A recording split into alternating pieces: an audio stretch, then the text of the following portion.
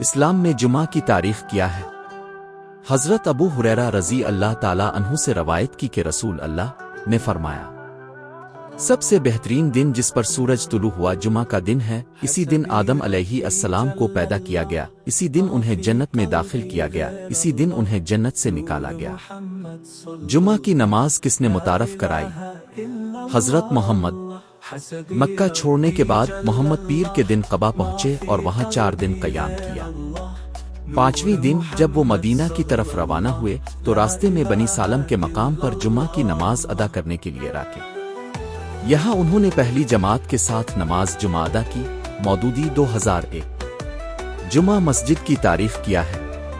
مغل بادشاہ شاہ جہاں نے جامع مسجد کو 1650 سے 1656 کے درمیان شاہ جہان آباد کے سب سے اونچے مقام پر تعمیر کروایا۔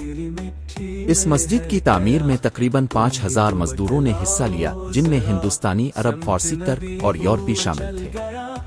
جمعہ کو جمعہ کیوں کہا جاتا ہے؟ قرآن کریم میں جمعہ کے دن کی عبادت کی اہمیت کو سورۃ الجمعہ میں بیان کیا گیا ہے، جو اجتماع کے دن کے بارے میں ہے، اور عربی میں جمعہ کا مطلب بھی اجتماع کا دن ہی ہے۔ اللہ تعالیٰ فرماتے ہیں، اے ایمان والو، جب نماز جمعہ کے لیے اذان دی جائے تو اللہ کے ذکر کی طرف دوڑو اور خرید و فروخت چھوڑ دو۔ القرآن۔ کیا جمعہ کا ذکر قرآن میں ہے؟ سورۃ الجمعہ سورت نمبر 62 قرآن مجید میں موجود ہے، جس میں 11 آیات ہیں۔ اللہ نے تخلیق کیسے کی؟ ربی بن انس رحمت اللہ علیہ سے روایت ہے کہ انہوں نے کہا، بدھ کے دن اللہ نے فرشتوں کو پیدا کیا، جمعرات کے دن اللہ نے جنات کو پیدا کیا، جمعہ کے دن اللہ نے آدم علیہ السلام کو پیدا کیا۔ پہلی نماز جمعہ کب ہوئی؟ حضرت محمد نے سن 622 عیسوی میں پہلی نماز جمعہ ادا کی۔ پہلی نماز جمعہ کہاں ادا کی گئی؟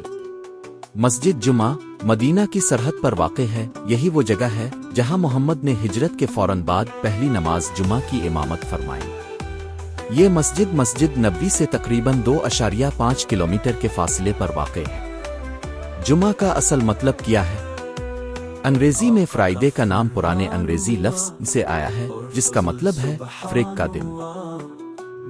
سے پتھر بولا لا الہ الا اللہ، حسبی ربی جل اللہ، ما فی قلبی غیر اللہ، نور محمد صلی اللہ، لا الہ الا اللہ، حسبی ربی جل اللہ، ما فی قلبی غیر اللہ، نور محمد